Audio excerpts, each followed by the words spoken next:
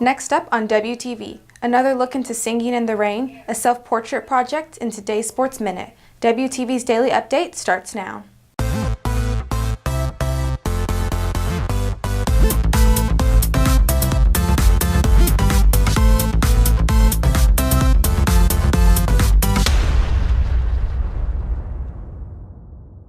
Good morning, Red Hawk Nation. Today is Wednesday, November 28th, and I'm Aliza Porter with today's Daily Update brought to you by Wingspan TV.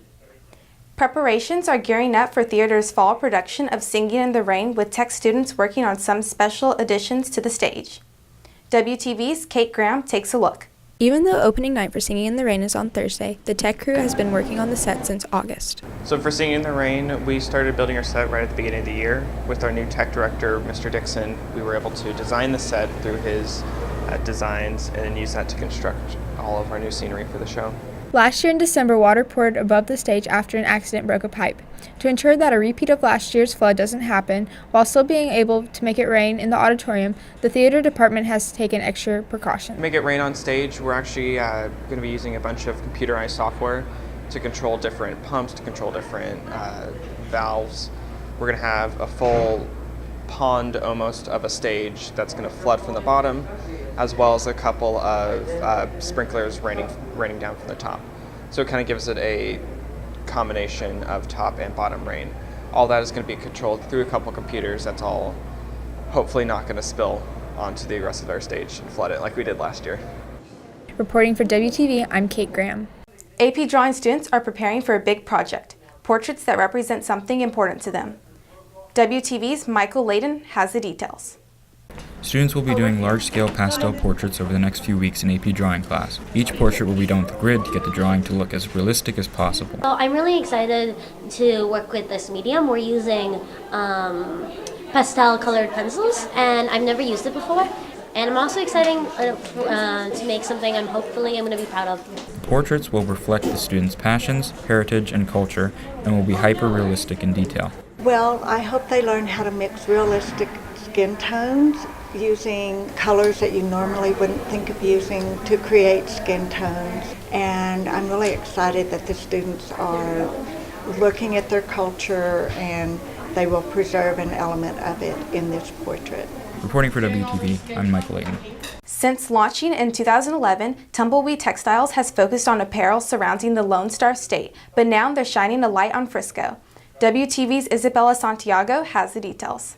Specializing in selling Texas culture, Tumbleweed Textiles started on campus with a simple conversation between art teacher Jeb Matalich and former ISM teacher Brian Wysong. We kind of met here at school and decided that we wanted to put some of my artwork on a t-shirt. It was kind of something that I was wanting to do to begin with, and do some shirts, so put some of my artwork on shirts. So we just kind of joined forces and created the line and started small, and then as we started to make our money back from shirts that we were selling, we just continued to put that money into the business and make more and more shirts. And then, so now after 7 years, we've got an entire big, huge warehouse over in Keller that's just basically full with shirts that we ship out to 100 or so stores, and then people that order every day, that stuff gets shipped out. Selling Texas-based apparel, drinkware, and decor across the state, Tumbleweed Textiles is now putting a spotlight on where it all got started, as they launched a new Frisco-specific line. We actually own the license to the Frisco logo, so the one that the city uses, the old railroad logo. We actually own that license, so we're able to print the Frisco logo on shirts, and we've been doing that for probably about 6 years or so. But we do have some new shirts that just came out that are more Frisco inspired, kind of some more, like a couple of humorous ones, a couple of historical ones. We did one for the rail district with an old rail car, and then just a couple other just generic Frisco designs that we thought people in town might like.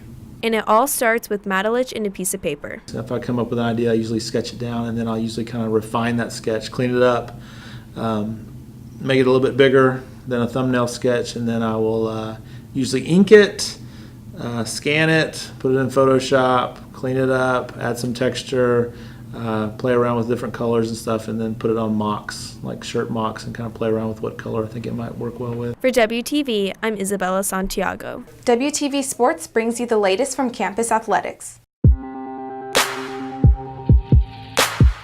The girls' basketball team opened their district campaign last night with an away game against Lebanon Trail. After allowing just 8 points in the first half, the Redhawks took a 25-point lead into the break. A similar second half helped give the Redhawks the blowout victory, winning 53-17. Senior Kelsey Kurak led the Redhawks in scoring with 17 points, along with senior Mara Casey, who notched 9.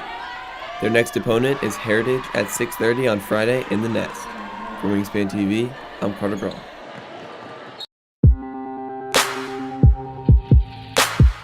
If you're looking for more from Wingspan, you can follow us at Liberty Wingspan on Twitter, Instagram, and Facebook, or visit our award-winning website, libertywingspan.com. WTV's Wade Glover has today's announcements. History Club has a meeting today during advisory in room C109. Pulse has a meeting today during advisory in the lecture hall. Yoga with Amelia is tomorrow during advisory in the competition gym. The first showing of theater Singing in the Rain is tomorrow. That's it for today's daily update. This has been Aliza Porter for Wingspan TV.